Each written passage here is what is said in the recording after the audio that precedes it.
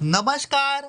आपण पाहत आहात भारताचा बुलंद आवाज, आपला भारत न्यूज, सत्याचा ध्यास, जनतेचा विश्वास. आजची मोठी आणि महत्त्वाची बातमी.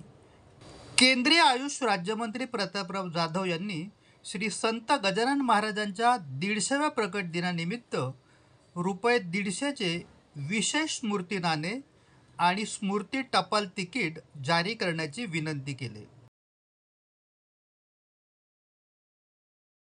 यासाठी त्यांनी केंद्रीय अर्थमंत्री निर्मला सीतारामन, दळणवळण मंत्री ज्योतिरादित्य सिंधिया आणि संस्कृती मंत्री गजेंद्रसिंह शेखावत यांना पत्र लिहून या प्रस्तावावर सकारात्मक विचार करण्याची विनंती केली. प्रतापराव जाधव यांनी आपल्या पत्रात म्हटले आहे की शेगावचे श्री संत गजानन महाराज हे महाराष्ट्रासह देशभरातील लाखो भाविकांचे श्रद्धास्थान आहेत. त्यांचे जीवन अध्यात्म, सेवा, करुणा आणि मानव कल्याणाचा संदेश देणारे असल्याचेही त्यांनी नमूद केले.